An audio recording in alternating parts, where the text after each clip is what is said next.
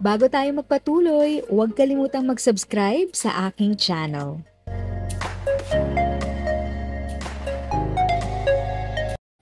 Thank you sa pag-click ng aking video. Good day po sa lahat ng mga nanonood. Sa mga bagong viewers at napadaan lang, by the way, I'm Tita Eda. Welcome to my channel. Ang channel na maghahatid sa iyo ng dagdag kaalaman tungkol sa government services, bagong mga balita at informative videos na galing sa legit na resources. Mag-subscribe na para updated ka.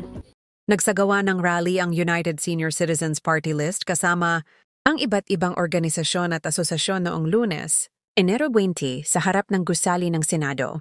Noong Mayo 21, 2024, labis na inaprubahan ng kapulungan ng mga kinatawan sa ikatlo at huling pagbasa ang House Bill, Chapter 423 upang itulak ang pagpasa sa panukalang nagbibigay ng buwanang stipend na 500 sa lahat ng senior citizens, 60 taong gulang pataas.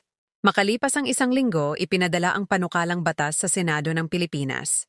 Sa ngayon, ang nasabing panukalang batas ay hindi pa nakakalenda sa Senado.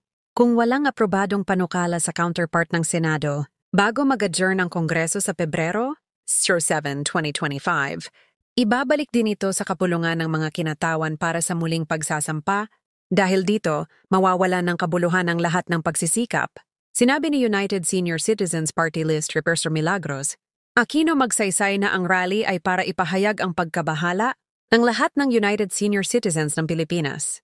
Dahil partikular na binabalangkas ng panukalang batas, ang isang universal na pensyon na makikinabang sa lahat ng United Senior Citizens sa panahon kung saan may matinding pangangailangan para sa suporta ng pamahalaan para sa pang-araw-araw na pangangailangan sa pagkain at medikal na pangangailangan.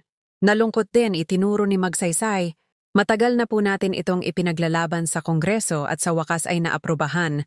Kami po ay nakikiusap at nagmamakaawa na sa ating mga senador na ipasa na po ninyo. Ito alang-alang sa mga nakatatanda. 8 months na po ito na tila natutulog dito sa Senado.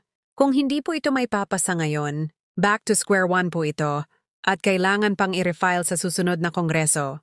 Sa huli, habang naniniwala si Magsaysay na ang pagkaantala sa pagpasa ng panukala ay lubhang nakapipinsala sa United Senior Citizens, nananatili siyang umaasa na isa puso ng mga senador ang apela ng United Senior Citizens sa buong bansa.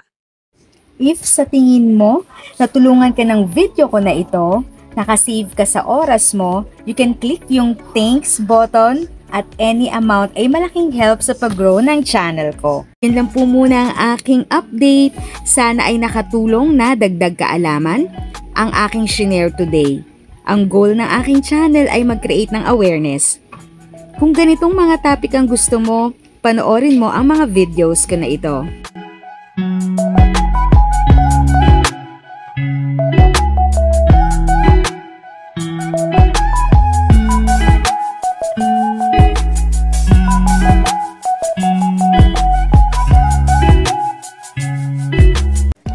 Thanks for watching! Kung may kapamilya, kaibigan o kakilala sa tingin mo ay magiging interesado sa video, please share or tag sila sa comment section. At syempre, if nagustuhan mo ang video, i-like mo na ito at subscribe ka na din. As always, feel free to write your questions, comments, and opinions respectfully. And continue to be a blessing and stay safe!